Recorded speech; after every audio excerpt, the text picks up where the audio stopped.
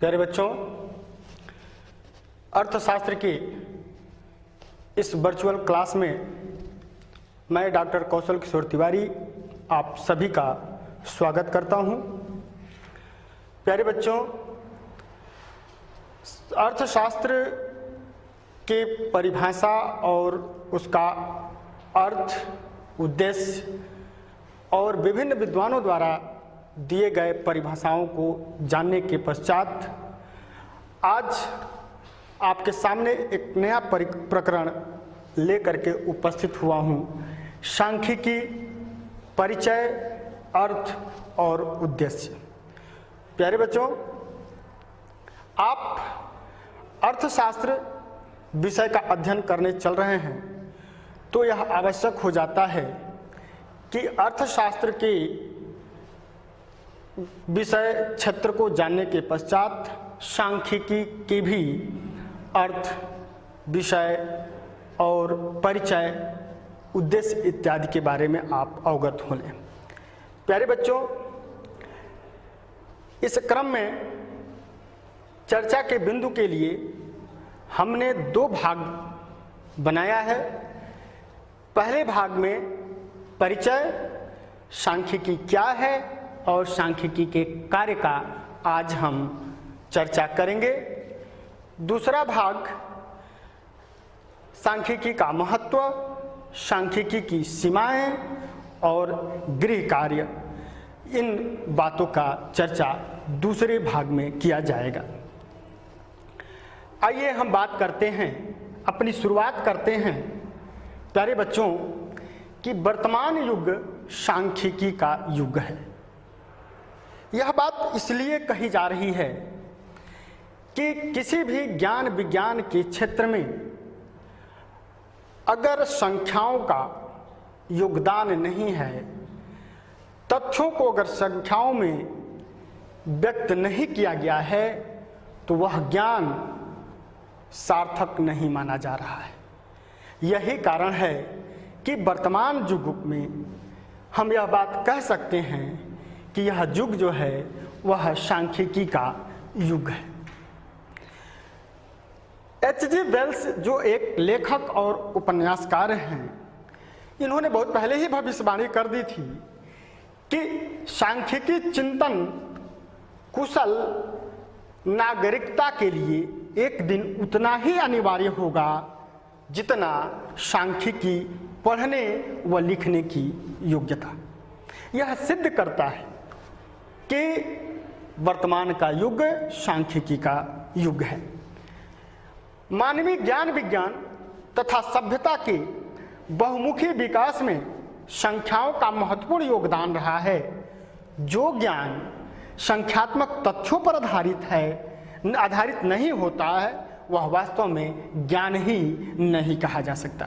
प्यारे बच्चों, आप अगर जरा सा दृष्टि डालें, अगर आप न्यूज़पेपर का अध्ययन कर रहे होंगे तो आप देखते होंगे कि तमाम जो समाचार आते हैं उन समाचारों में इन संख्याओं का भी महत्वपूर्ण योगदान होता है। और जब आप संख्या देखते हैं तो आपको लगता है कि हाँ, ये घटना जो है वो सच्ची घटना घटी है।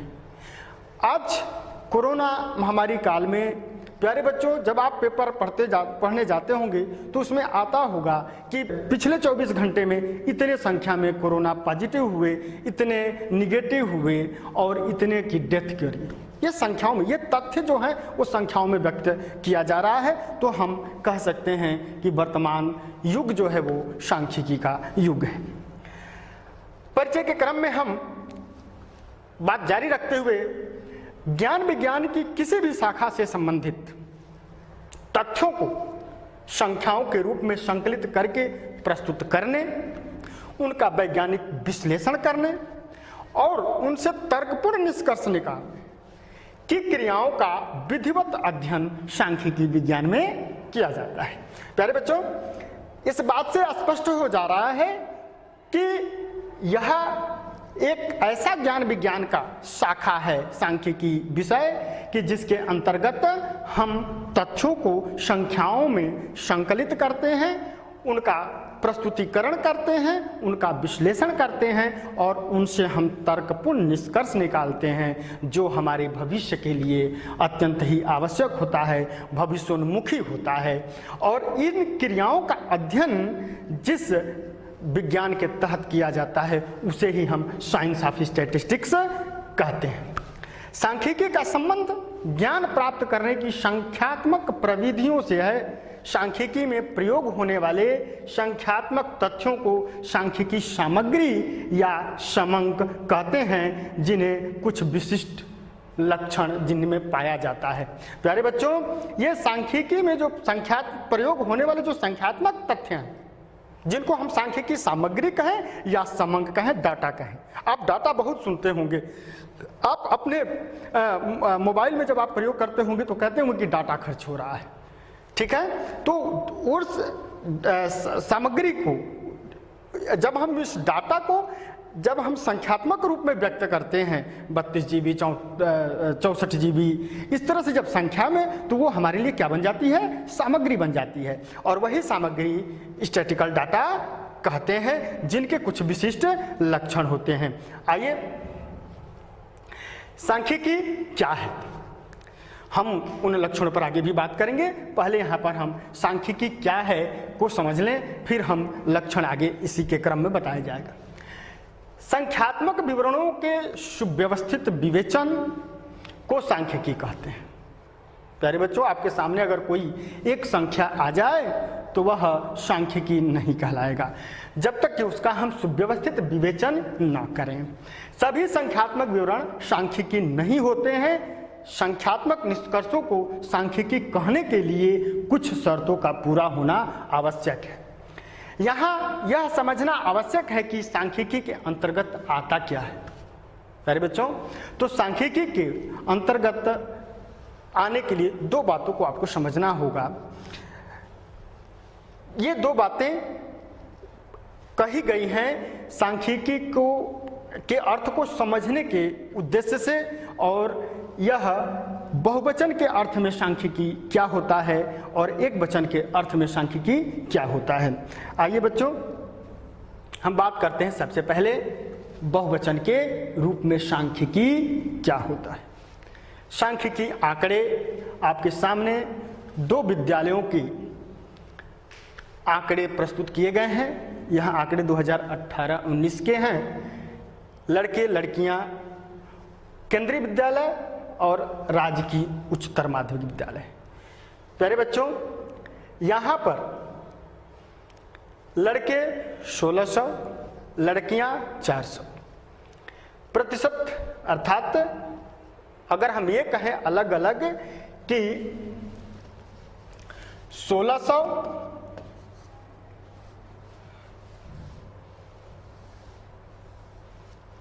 400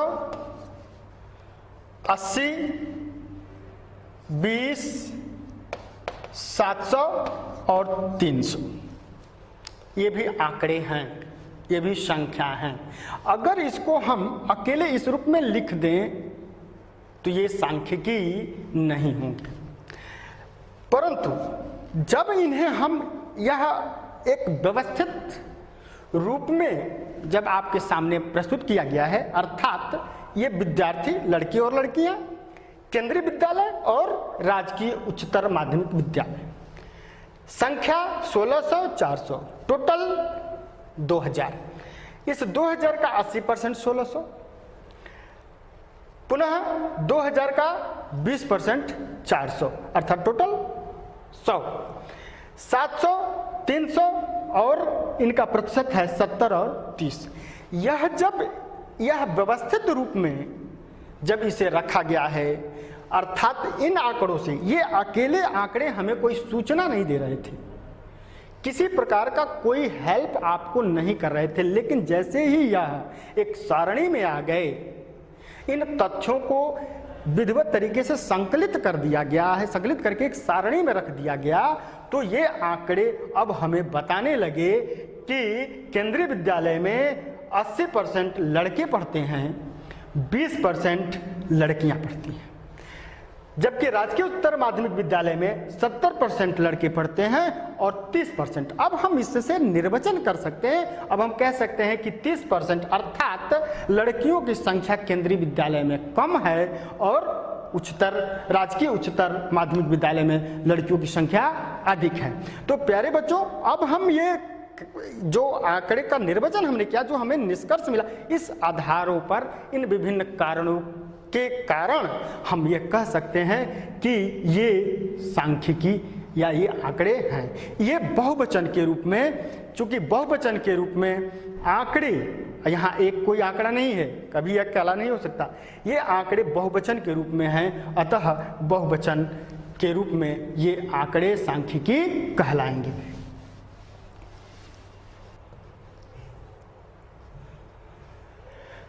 अब उस पर जो आपके सामने एक टेबल आपके सामने रखा गया, एक सारणी रखी गई, उस सारणी को प्रूफ किया जाएगा, सिद्ध किया जाएगा। प्रोफेसर होरेस सेक्रेस्ट के अनुसार अब ये बात इनकी पुष्ट होगी कि सांख्यिकी तथ्यों का वह समूह है जो अनेक कारणों से प्रभावित हो। तथ्यों का समूह, अभी आपने देखा उस सारणी में वो तथ्यों का समूह था। लड़के लड़कियां कितनी संख्या में व्यक्त होती हैं, ठीक है, परिशुद्धता के कुछ मापदंडों के अनुसार अनुमानित हो, अर्थात ये अनुमानित भी हो सकते हैं, ठीक है, और फैक्ट भी हो सकते हैं, सत्य भी हो सकते हैं।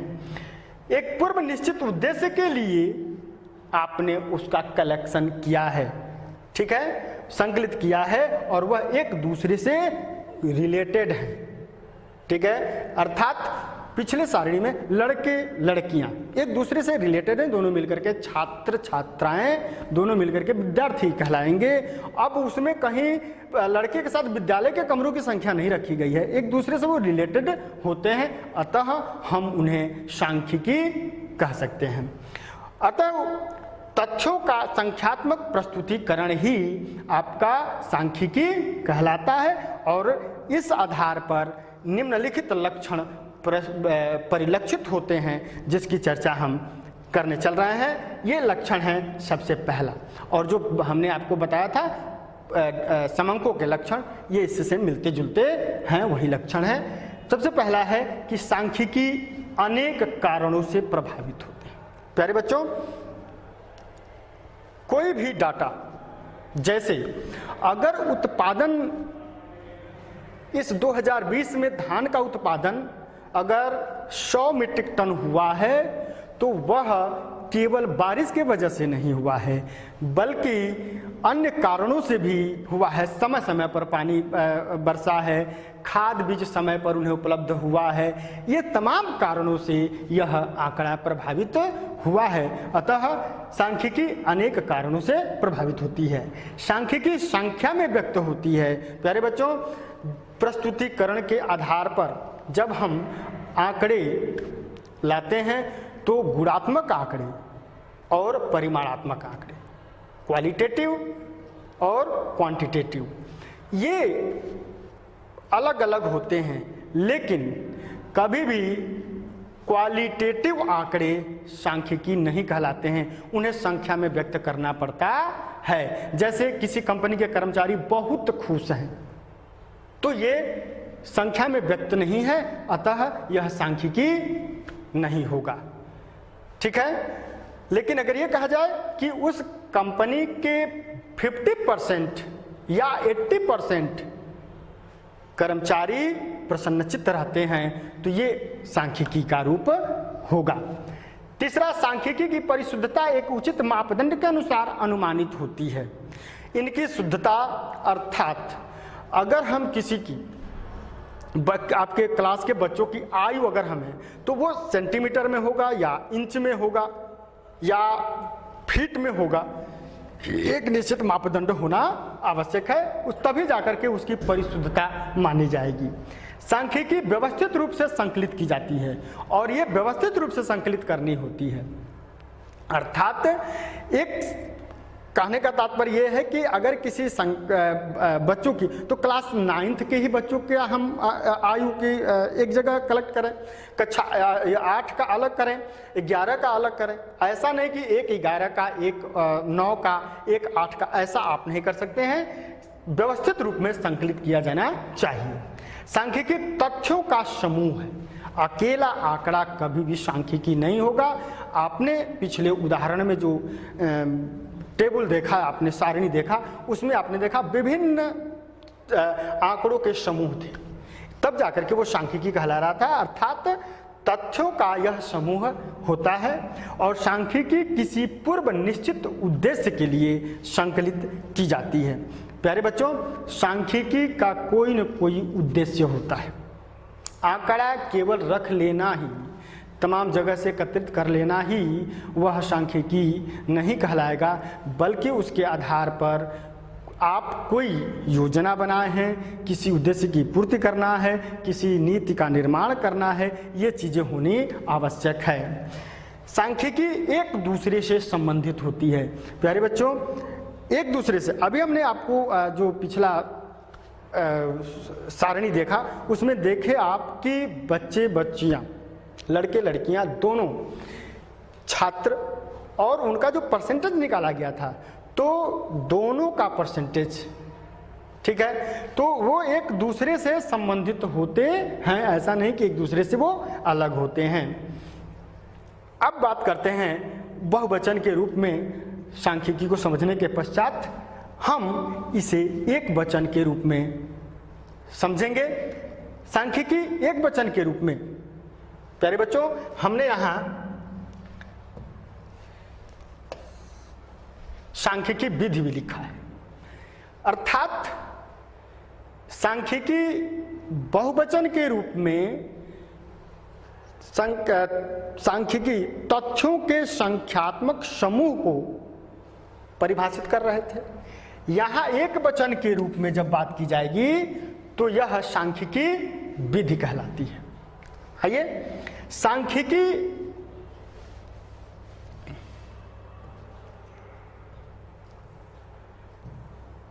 एक वचन के अर्थ में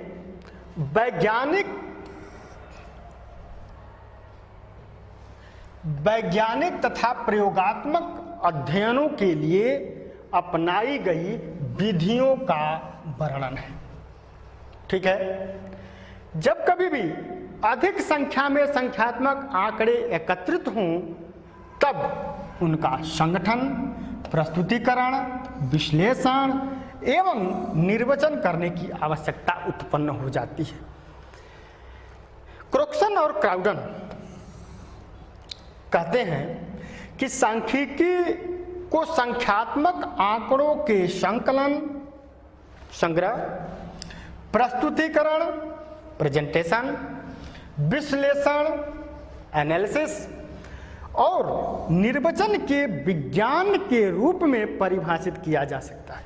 प्यारे बच्चों, आप बड़े आसानी से ये बात अब समझ गए होंगे कि सांख्यिकी एक वचन के रूप में क्या है। पहली तो कि वो विधि है, दूसरा जब विधि है तो उसमें क्या क्या हम करेंगे, तो कहेंगे आपकी सांख्यिकी जो संख्यात्मक आंकड़े हैं, जो संख्यात्मक तथ्य हैं, उनका संकलन, उनका प्रस्तुतिकरण, उनका विश्लेषण और उनका निर्वचन जो आप करते हैं और जिस विज्ञान, उसको विज्ञान की संज्ञा दी गई है, उसके रूप में हम इस को परिभाषित कर सकते हैं कि सांख्यिकी एक ऐसा विज्ञान है जिसमें संख्यात्मक आंकड़ों का संकलन किया जाता है, प्रस्तुतिकरण किया जाता है, विश्लेषण किया जाता है और निर्वचन किया जाता है। अब आइए बच्चों, प्यारे बच्चों, सांख्यिकी एक विधि के रूप में, एक चार्ट के रूप में हम आपके सामने इसको व्यक्त करना चाहते हैं, व्याख्या करना चाहते हैं। सबसे पहले एक विधि के रूप में एक संकलनकर्ता, एक अन्वेषक, सबसे पहले करता क्या है कि वो आंकड़ों को एकत्रित करता है। आंकड़े एकत्रित करने के लिए वह अन्वेषक विभिन्न प्रकार के प्रकाशित, अप्रकाशित आंकड़े एकत्रित करने की कोशिश करता है। ध्यान रखना चाहिए कि वो आंकड़े उस अन्वेषक के खोज के उद्देश्यानुसार होना आवश्यक है। उसके बाद वह आंकड़ों का संगठन करता है। प्यारे बच्चों, इसके अंतर्गत वह आंकड़ों का संपादन करता है, उसका वर्गीकरण करता है और श्रेणीयन करता है। तत्पश्चात प्रस्तुतिकरण करता है। आंकड़ों को ज़्यादा समझने योग्य बनाने के लिए एक बार में अगर कोई व्यक्ति जो उसको थोड़ा बहुत भी समझ है तो वह आंकड़ों को देखने के बाद ऐसा प्रेजेंटेशन करता है, जैसे उसको चार्ट में शो करने की कोशिश करता है, पाई में शो करता है, दंड आरेख के द्वारा वह प्रस्तुत करता है, जिससे कि वह समझने योग्य बन सके। उसके बाद वह विश्लेषण की क्रिया को संपादित करता है और इसके अंतर्गत वह क्या करता है, सांख्यिकी विधियों का प्रयोग करता है, औसत निकालता है, माध्य औसत या माध्य निकालता है, बहुलक निकालता है, सहसंबंध निकालता है, सूचकांक इत्यादि करके वह विश्लेषण करता है और तब विश्लेषण करने के पश्चात वह तर्कपूर्ण निष्कर्ष निकाल करके भावी नीतियों के लिए आंकड़ों का निर्वचन करता है। अब आते हैं प्यारे बच्चों सांख्यिकी के अध्ययन की अवस्थाएं। सबसे पहले हम इसकी शुरुआत करते हैं नीचे से। यह अंतिम क्रिया है और ये प्रारंभिक क्रिया है। आंकड़ों का संकलन या संग्रह।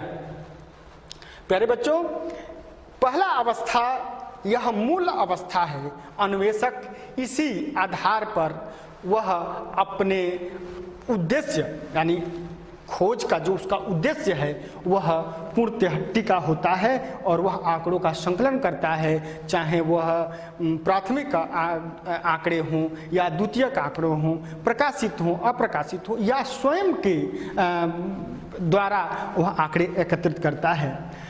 आंकड़ों का व्यवस्थितीकरण करता है। प्यारे बच्चों, यह दूसरा, आंकड़े अगर व्यवस्थित नहीं होंगे, उनका अगर चूंकि आंकड़े सांख्यिकी समूह में आपको मिलेंगे, अगर उनका आप संगठन बेहतर तरीके से नहीं करेंगे, उनका श्रेणीयन नहीं करेंगे, तो वह आपको समुचित उत्तर नहीं दे पाएगा।